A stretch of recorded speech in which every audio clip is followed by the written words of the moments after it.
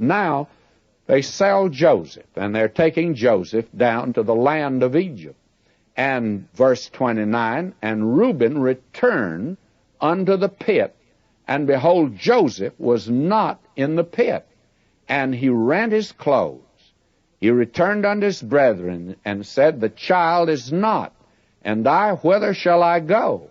And they took Joseph's coat, and killed a kid of the goats, and dipped the coat in the blood. Now, whether they brought Reuben in on this, I don't know. I'm of the opinion they did. I think they said, well, we sold him into Egypt, and he's halfway down there now. So they've got now to get some sort of a cock and bull story to tell old Jacob about what happened to Joseph. Now, what do?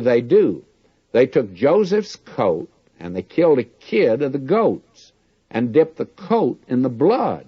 And they sent the coat of many colors, and they brought it to their father, and said, this have we found. Know now whether it be thy son's coat or no. Pretty clever, isn't it? Why, they act as if they never seen Joseph. All that they knew, according to their story, which is a lie, they said, why, we found this coat. And believe me, they knew that coat. They hated that coat. And they say, why, we don't recognize the coat, but do you recognize it? Could this be the coat of your son? Believe me, Jacob knew whose coat it was, and he knew it, and said, it's my son's coat. An evil beast hath devoured him. Joseph is without doubt rent in pieces. This is the conclusion, and the natural conclusion that he would come to, and the conclusion that these other sons of Jacob intended for him to. But let's pause now a moment, take a look at this.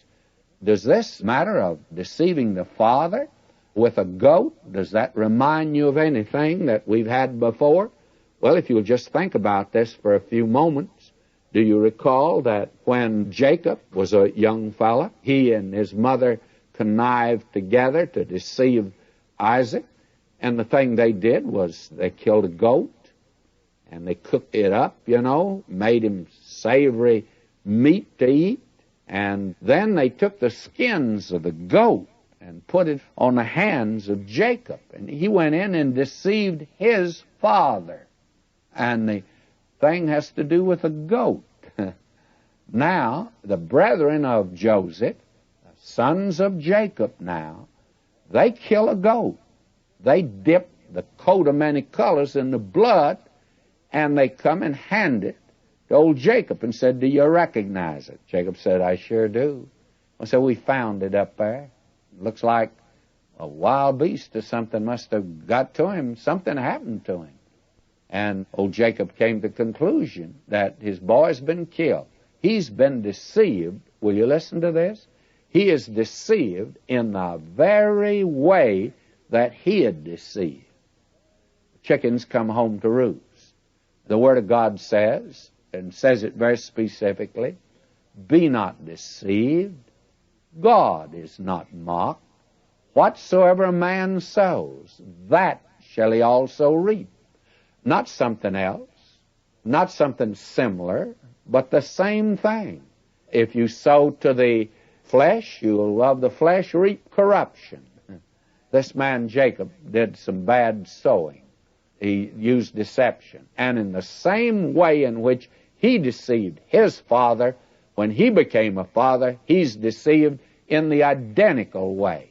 You see, when you sow corn, you get corn. When you sow tares, you get tares. You get exactly what you sow. That's true in any realm you care to move it today. And it's certainly true in the moral and spiritual realm, and that's true today of any believer. If you think you can get by with sin and you're a child of God, you have another thought coming. In fact, you better take that other thought and not do the thing, because God is no respecter of persons. He said this is the way it's going to be, and just because you are you don't get by with it. I talked to a minister, this has been now at least 5 years ago, that had got involved with another man's wife. It was a sordid story.